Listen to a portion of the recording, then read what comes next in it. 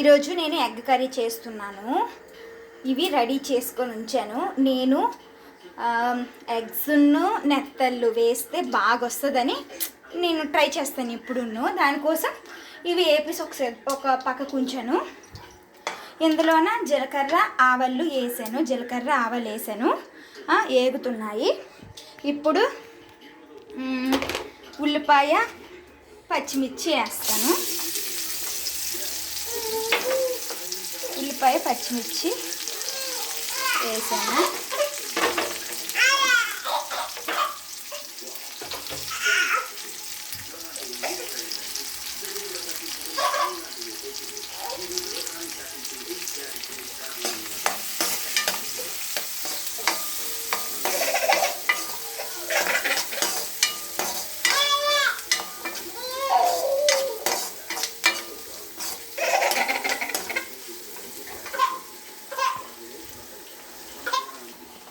అల్లం తెల్లుల్లి పేస్ట్ వేసాను చూడండి. అది కూడా మిక్స్ అయిపోవాలి ఇందులో.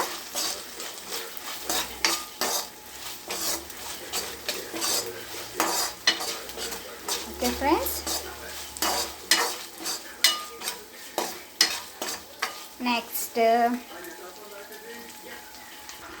నెక్స్ట్ టమాటా పేస్ట్ వేసి టమాటా పేస్ట్ వేసి బాగా కుక్ చేయాలి.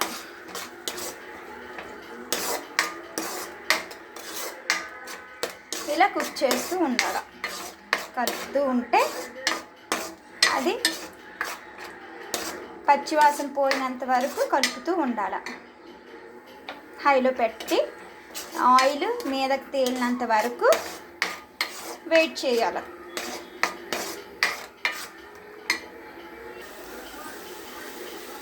దగ్గర అయ్యింది. ఇప్పుడు తగినంత పసుపు, తగినంత కారం వేసుకొని మిక్స్ ఇట్.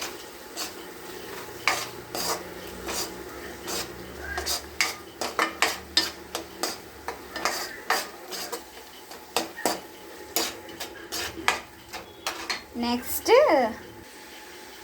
ఎగ్స్ ఇవన్నీ వేసేయాలన్నమాట. ఇందులో వేసి ఇది ఒకసారి మిక్స్ చేయాలా. ఇలా మిక్స్ చేసేస్తే ఇప్పుడు కొద్దిగా వాటర్ వేసుకోవాలి. ఇలా కొద్దిగా వాటర్ వేసుకొని మళ్ళీ మిక్స్ చేసుకొని సాల్ట్ తగినంత వేసుకోవాలా.